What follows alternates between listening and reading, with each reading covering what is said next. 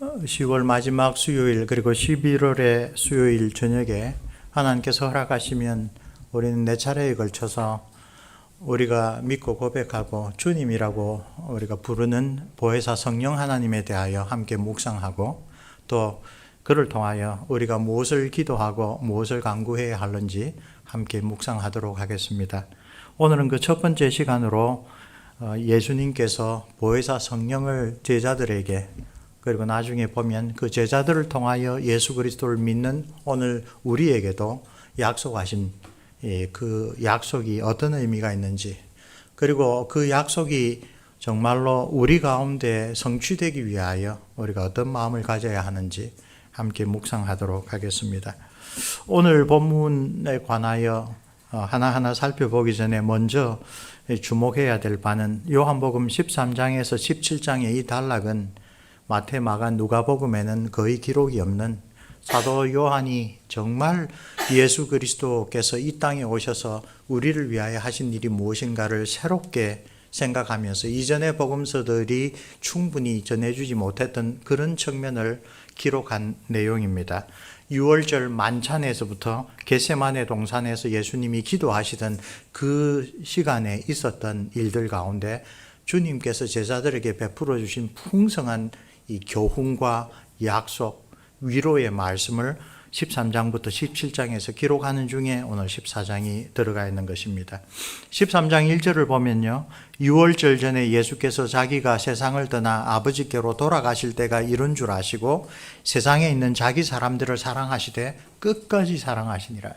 이 13장에서 17장 전체의 내용의 중요한 기조는 예수님께서 곧 닥쳐올 십자가의 순환을 제자들이 이해 못하고 걱정하며 두려워할 것을 아시고 그들을 사랑하시되 끝까지 사랑하시는 그러한 맥락으로 소개되고 있습니다. 13장에는 잘 알다시피 제자들의 발을 씻어 주십니다. 그리고 가룟 유다라고 지칭은 안 했지만 너희들 중에 한 사람이 나를 배반할 것이라고 예고하십니다.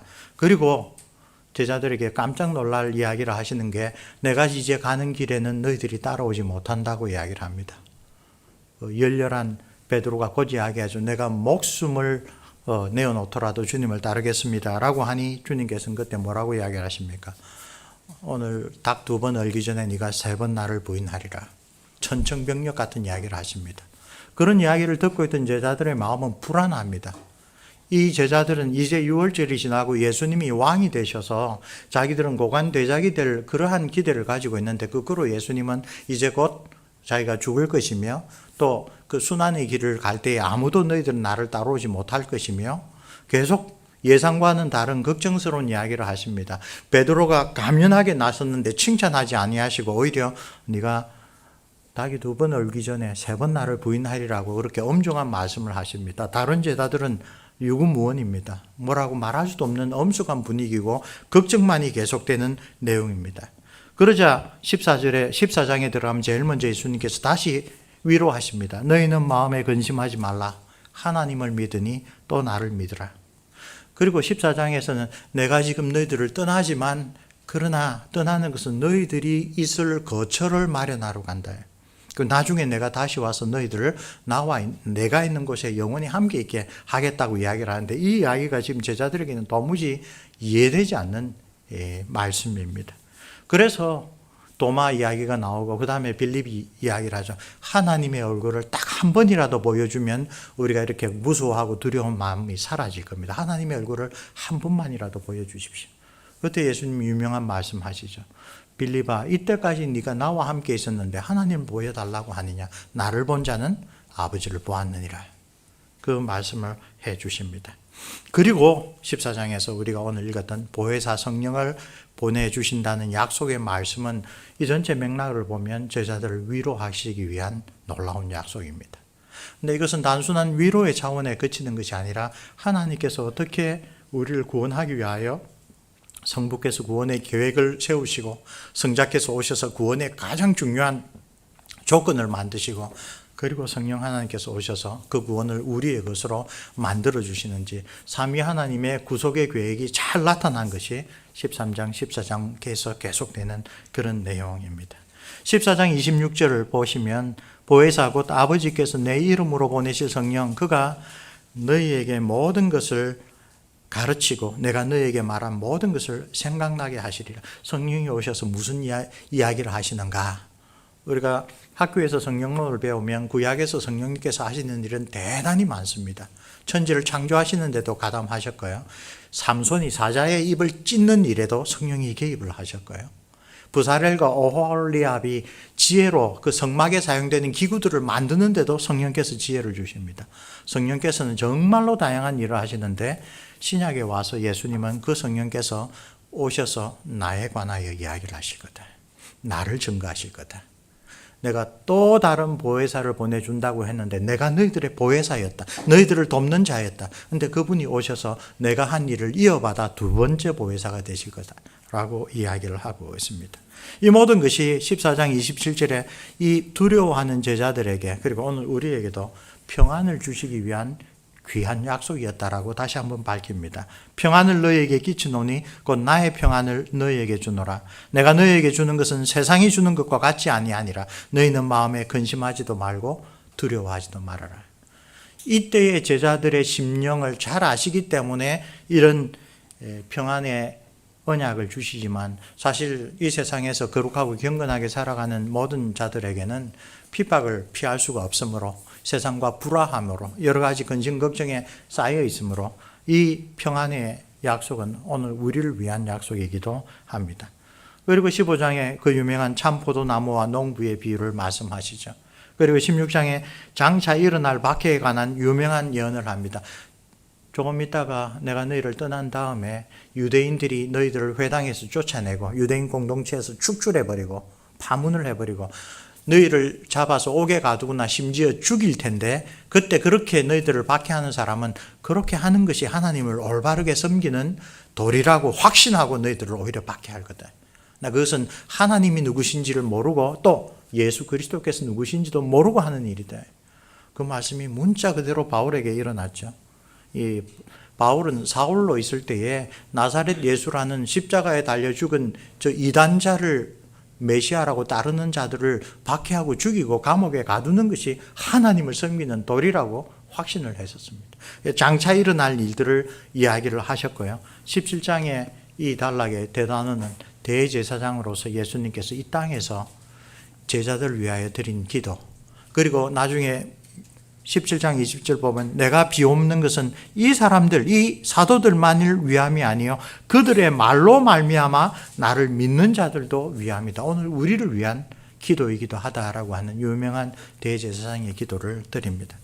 그러므로 주기도문과 아울러서 예수님께서 드린 기도가 가장 생생하게 우리의 귀감이 되고 주님 그 기도가 우리에게 응하였을 줄을 우리가 믿습니다. 우리가 그 기도가 풍성하게 성취된 것을 깨닫고 주님께서 약속하신 평안과 또 든든한 주님에 대한 신뢰를 회복하게 하옵소서라고 기도드릴 수 있는 내용이 여기 17장에 있습니다. 우리 본문으로 돌아가 봅시다. 이 전체 13장에서 17장의 이 귀한 강설과 기도에서 예수님께서 보혜사 성령을 보내주신다라는 그 약속이 오늘 우리가 묵상하는 본문의 핵심입니다. 그리고 이 보혜사를 보내주신 자는 주님의 약속을 우리가 가만히 보면 하나님의 계명을 지키는 것, 하나님을 사랑하는 것, 그리고 보혜사 성령님을 보내주신다는 게 세 가지가 묶여져 있습니다. 이건 대단히 중요합니다. 특별히 오늘날 20세기에 일어난 성령 부흥 운동, 그 교회사에서는 대단히 중요합니다.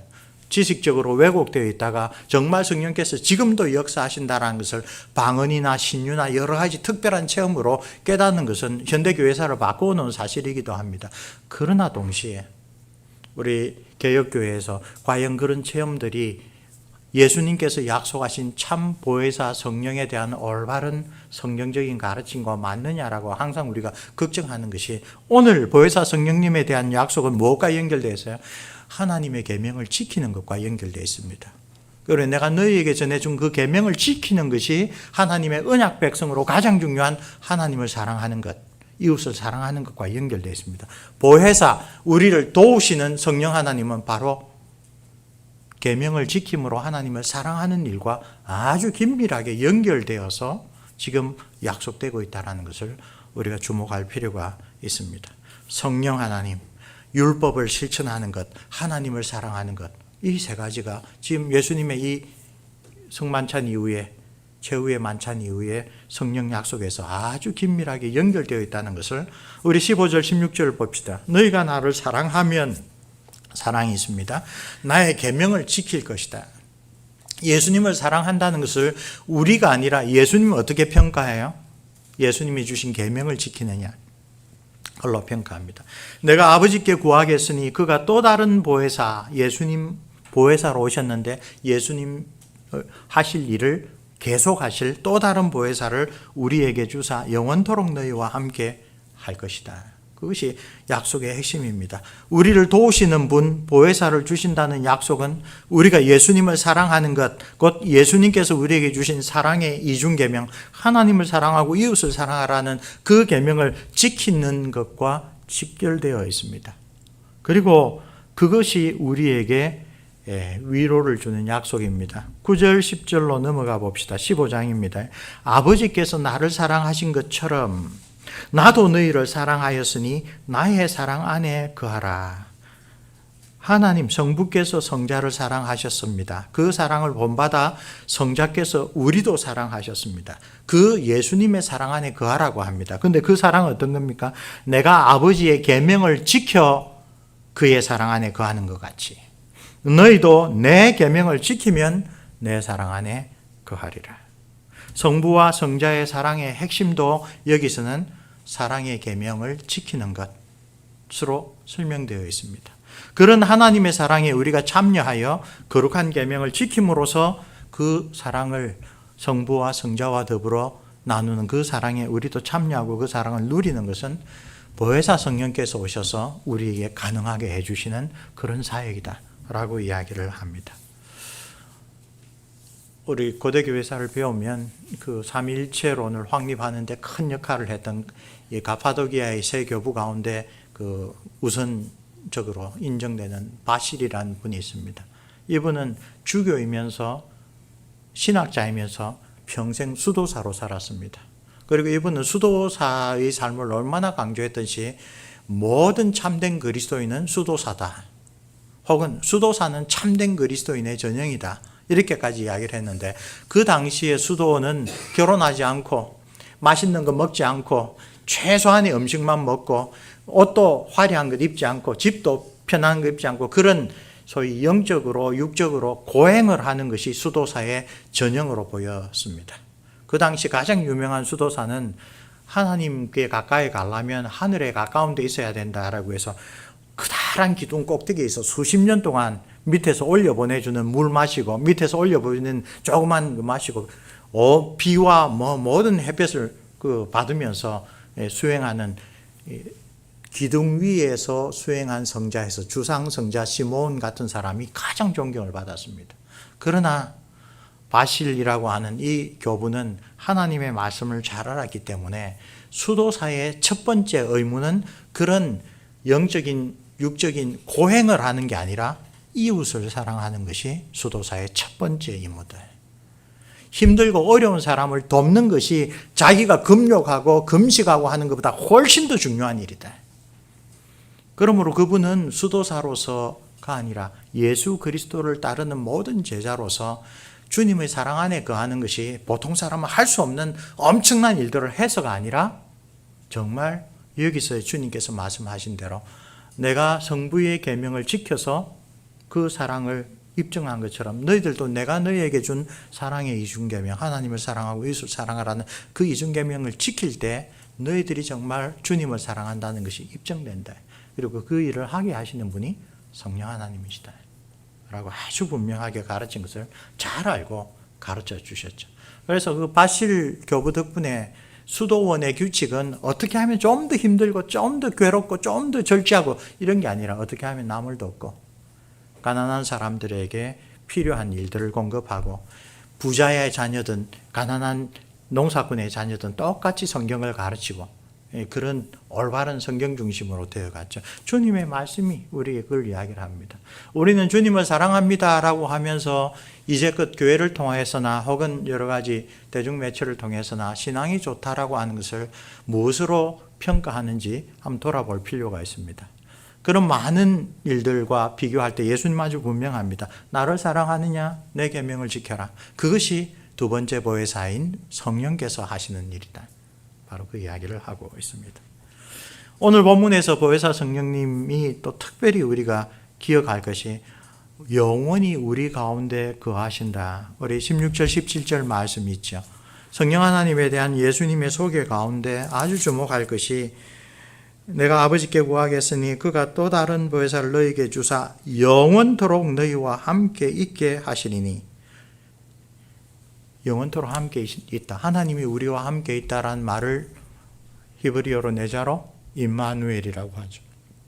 그것을 우리는 구세주 예수 그리스도의 사역의 의미를 가르치는 말로 선지자 이사야가 처녀가 아들을 낳으리니 그가 임마누엘이라 일컬으리라. 하나님이 우리와 함께 하신다. 이것은 이 구속의 역사에 보면 이 족장들의 텐트부터 솔로몬의 성전에 이르기까지 하나님이 우리 가운데 거하신다라는 것을 가르쳐주기 위하여 하나님께서 여러 가지 방법을 썼는데 그 핵심은 성자께서 친히 우리와 같은 사람이 되셔서 우리 가운데 거하셨다. 사도 요한이 그의 영광을 보니 아버지의 독생자의 영광이요 사랑과 진리 그런 것들이 충만하다고 했죠. 그런데 그 주님께서 오늘 이제 자신의 지상사역을 마치고 우리가 거할 천국의 처소를 예배하러 가신 동안 그 임마누엘의 사역을 누가 계속한다고요? 성령님이 계속하신대요. 성령님께서 예수님께서 약속하신 바를 성부 하나님께서 들어주셔서 하나님의 백성, 하나님의 언약 자녀들에게 오셔서 영원히 떠나지 않고 함께 계시는 분이다.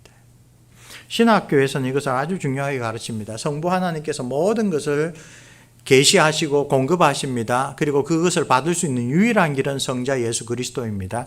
오늘날 성자 예수 그리스도를 우리가 믿고 고백하고 그분의 계명을 순종함으로써 하나님과의 사귐을 가지려면 우리 가운데 계시는 성령께서 우선 우리를 거듭나게 해주시고 하나님의 말씀이 생명의 말씀이라는 것을 깨달을 수 있는 영적인 자각을 갖게 하시고 또 우리 마음 가운데 소원을 두고 행하게 하신다는 성령의 사역대로 우리가 정말 하나님의 뜻대로 살아야지라고 하는 그런 마음을 갖게 하시고 마음을 갖고 그런 생각을 갖고 있어도 할 수 없는 우리의 무능력을 성령께서 일깨워 주셔서 그 하나님의 능력으로 우리로 하여금 예수 그리스도를 나의 주 나의 하나님으로 고백하고 그 믿음을 굳게 붙잡고 그 주님께서 주신 사랑의 계명을 따라 살아가게 해주시는 분이 성령 하나님입니다.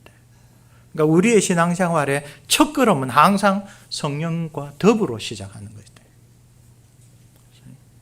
성육시하신 성자 하나님, 영원히 하나님의 택한 언약 백성의 마음에 좌정하시는 성령 하나님, 이 성자 하나님, 성령 하나님은 바로 이런 점에서 보혜사라는 그 사역이 대표하는 그 이름을 공유하고 계십니다.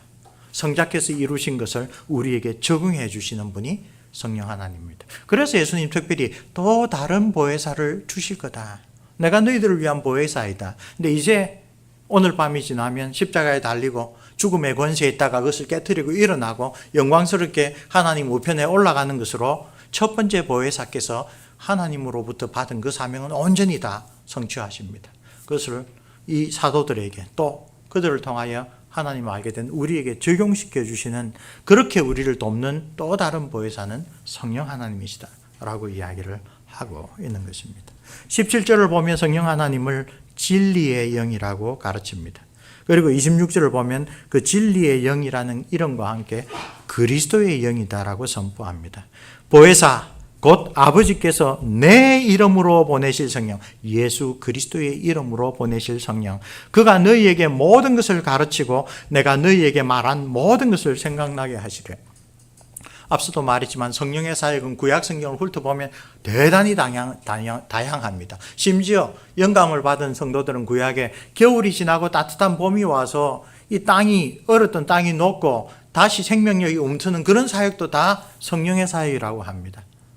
그러나 예수님께서는 그 많은 사역 가운데 그 두 번째 보혜사로 오실 성령님은 예수 그리스도를 오늘 우리에게 가르쳐 주시고 예수 그리스도께서 사도들을 통하여 주신 그 생명의 길을 오늘 우리에게 전달해 주시는 그 역할이 가장 중요하다고 이야기를 합니다. 많은 선교학자들은 예수님의 대위임령을 땅끝까지 가서 예수천당 불신지옥 그런 간단한 메시지부터 시작해서 그 복음을 전하는 것으로 강조를 하는데, 종교개혁자들은 그 성경 구절을 오늘 본문과 관련하여 잘 이해를 했습니다. 아버지와 아들과 성령의 이름으로 세례를 줌으로써, 그리고 내가 너희에게 가르친 모든 것을 그 새로운 제자들에게 가르쳐 지키게 함으로써 열방을 제자 삼으라. 그래서 종교개혁자들은 교리문답과 신앙고백서 또 성경 본문에 대한 풍성한 강서를 통하여 오늘 보혜사 성령께서 하실 일, 예수님께서 제자들에게 가르쳤던 그 모든 것을 남김없이 아주 조직적으로 가르치는 일을 해야 된다. 그래서 종교개혁자들이 했던 교리문답 공부나 모든 것은 바로 이 보혜사 성령께서 하실 일에 대하여 바르게 깨닫고 그 성령님께서 우리 가운데서 행하시는 일을 우리가 어떻게 잘 받아 누리고 우리의 자녀들에게 잘 전수할 것인가를 고민했던 그런 내용이라고 할 수가 있습니다. 이 모든 날 마지막에 하나님의 뜻을 최종적으로 그리고 온전히 우리에게 계시해 주신 주 예수 그리스도의 메시지를 우리가 바르게 깨닫고 순종하는 것 역시 우리 안에 거하시는 성령 하나님의 사역입니다. 이 진리의 일을 위하여 성령께서는 우선 주님께서 택한 사도들을 영감하셔서 그들로 하여금 주님께서 그리스도의 학교에서 3년 동안 가르치신 모범을 보여주신, 또 심지어 그들로 하여금 직접 체험하게 하신, 귀신을 쫓고 병을 고치는 그 모든 일까지 포함해서 이 제자들을 통하여 예수 그리스도의 진리의 복음이 무엇인지를 온전하게 기록하게 하셨습니다. 그리고 그 성경을 읽을 때에 역시 보혜사 성령께서 우리의 주님으로서 택한 자들에게 그 말씀이 무슨 뜻인지 깨닫게 해주십니다. 그걸 우리가 조명이라고 하죠. 이것은 우리가 빌립보의 사도 바울이 복음을 전할 때 루디아는 마음이 열려서 그 복음을 받아들이고 그 팔레트에 있던 다른 사람들은 무감각하게 지나가는 소리로 들었던 그 차이를 일으키는 분이 바로 성령 하나님입니다. 조명을 주시는 하나님입니다.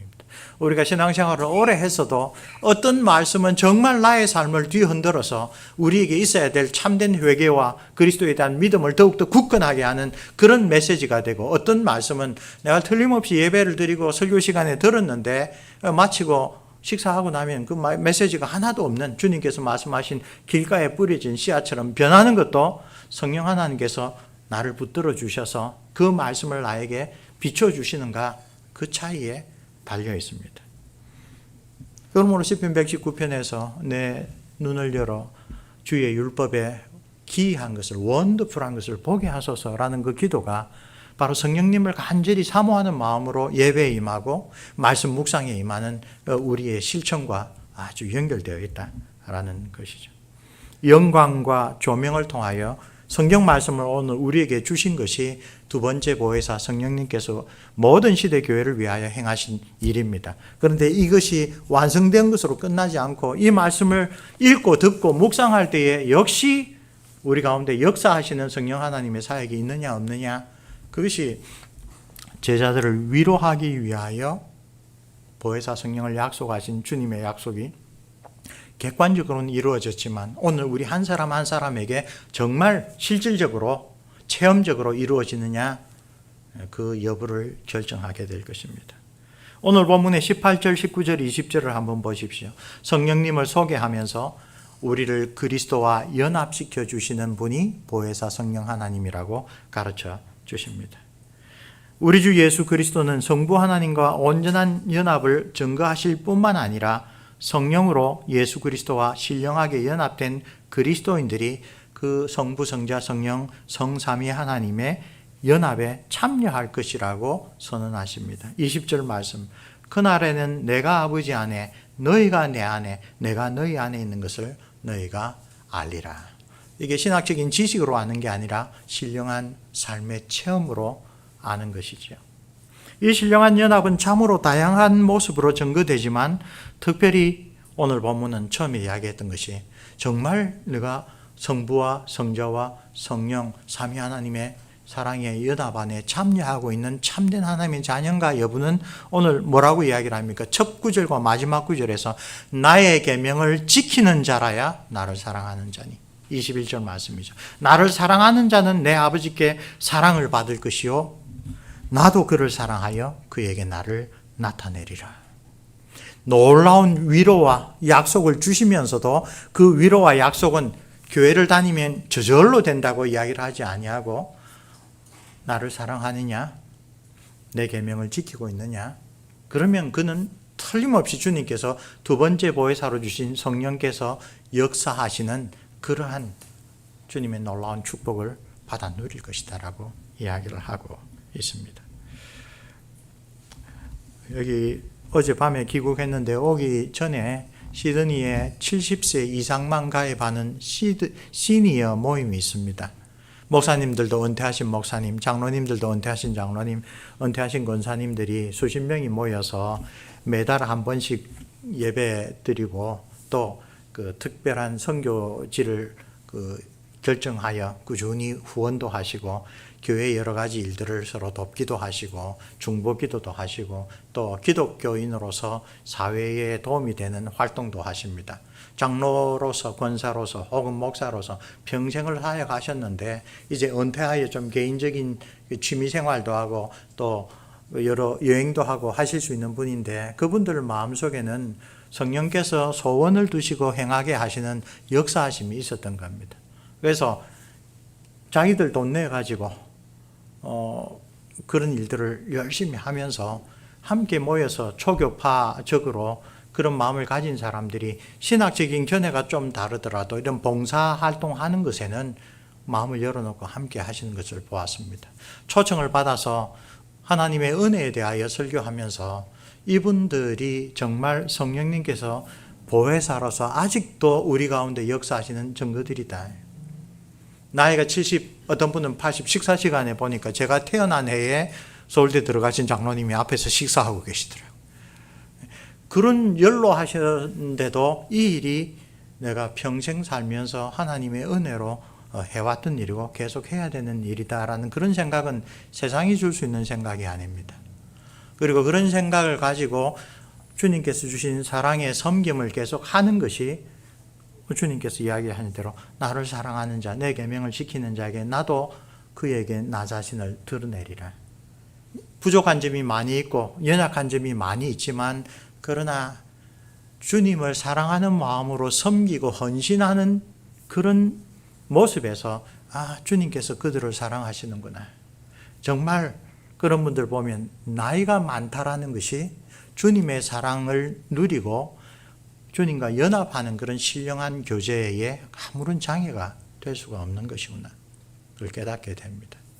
사랑하는 성도 여러분, 이 본문은 오늘 이 말씀을 들었던 사도들에게 아주 의미심장한 일로 얼마 있지 않으면 곧장 드러났습니다. 그러나 문제는 오늘 우리입니다.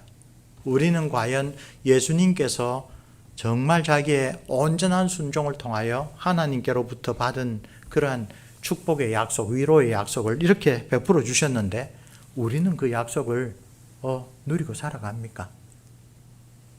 우리가 처해 있는 객관적인 상황을 보면 상당히 어렵습니다. 우리가 흔히 자유주의 신학을 이야기를 많이 하는데요. 종교개혁이 일어나고 난 다음에 한 세기가 지날 즈음에 우리 개혁파는 개혁파대로, 루터파는 루터파대로, 영국교회는 영국교회대로 우리는 이렇게 믿습니다라고 하는 정통의 표지가 생깁니다.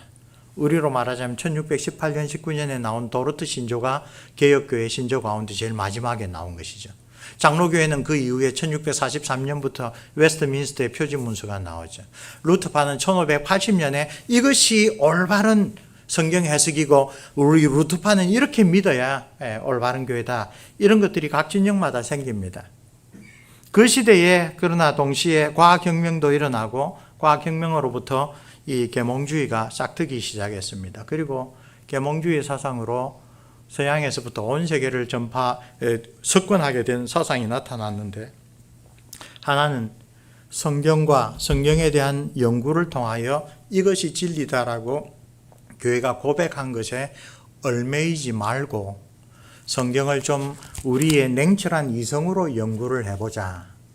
성경이 진리의 척도가 아니라 그 성경조차도 분석하고 비판할 수 있는 인간의 이성이 척도다. 기독교 2000년 역사상 가장 강력한 도전이 계몽주의 시대에 일어납니다.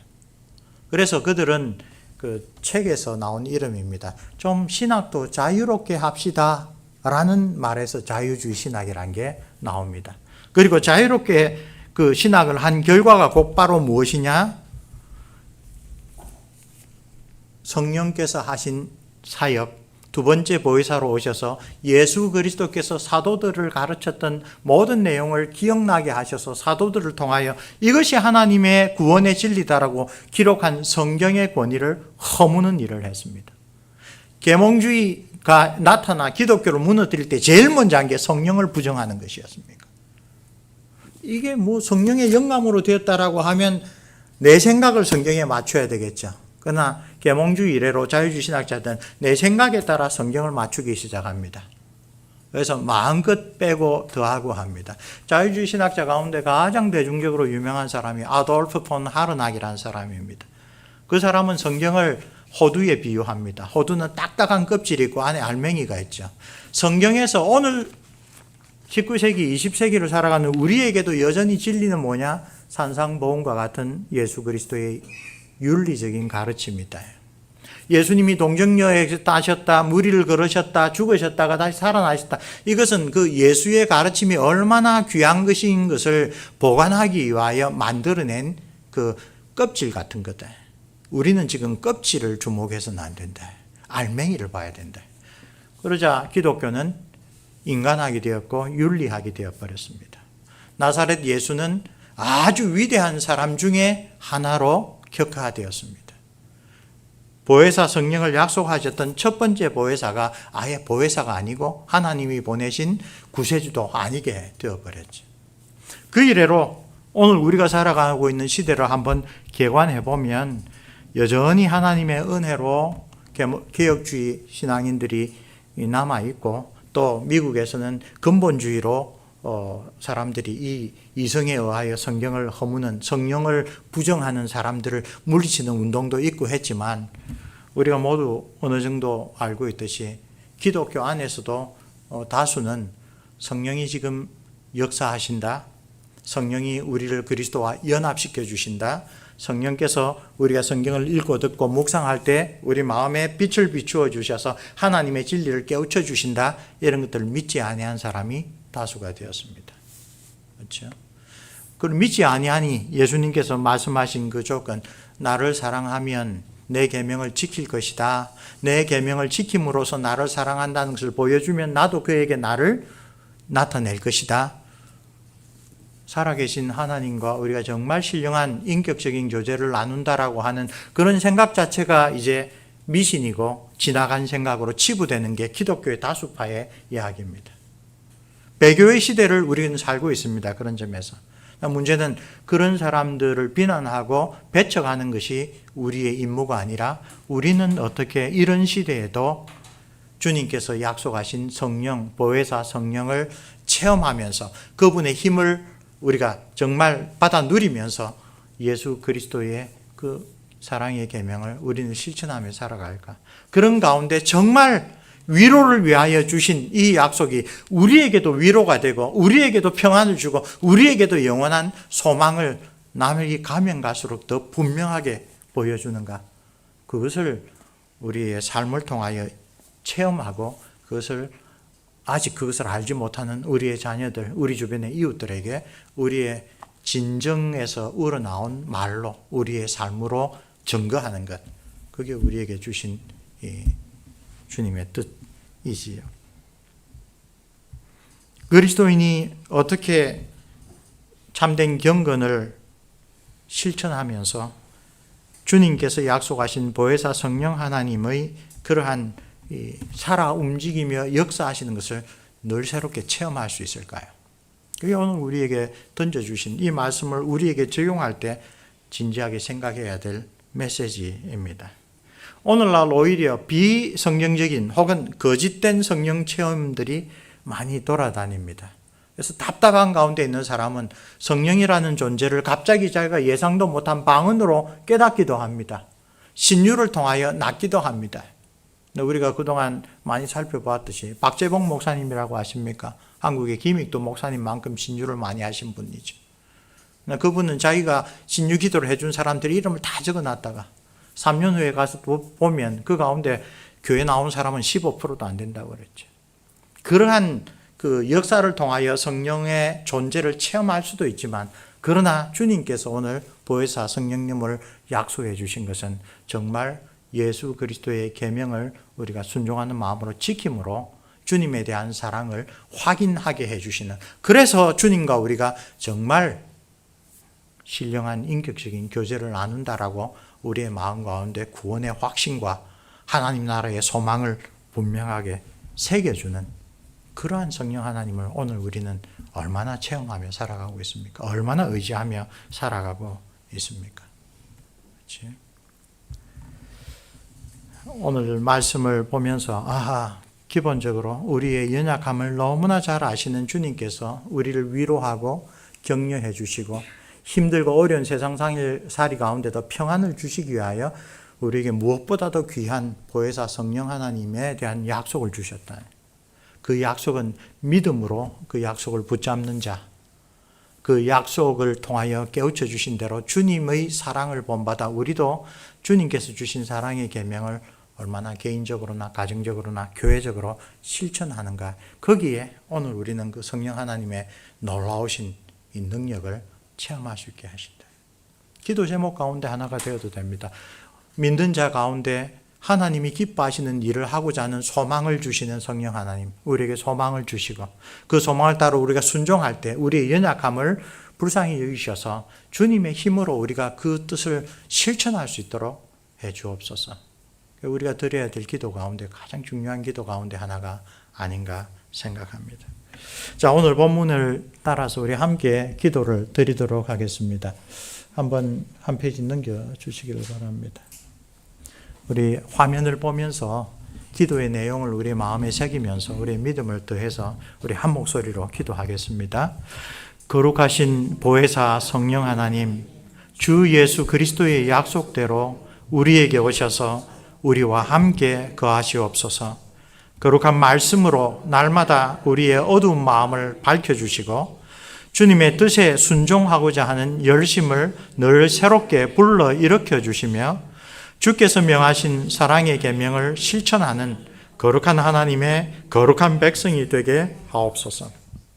우리가 이 세상에서 구별된 나그네로 하나님의 나라를 사모하며 살아가는 동안 우리의 삶을 주관하시는 주 성령 하나님의 은혜를 힘입어 하나님의 이름과 그 나라와 그 뜻을 받드는 거룩한 삶의 열매들을 보게 하옵소서. 그리하여 우리 주 예수 그리스도께서 참으로 우리와 함께 하시며 성령의 인침으로 우리를 하나님의 거룩한 자녀로 삼아주신 놀라운 은혜를 우리 스스로 체험할 뿐만 아니라 우리의 이웃에 뚜렷하게 증시하게 하옵소서. 보혜사 성령을 통하여 우리와 늘 함께 하시는 주 예수 그리스도의 이름으로 간구합니다.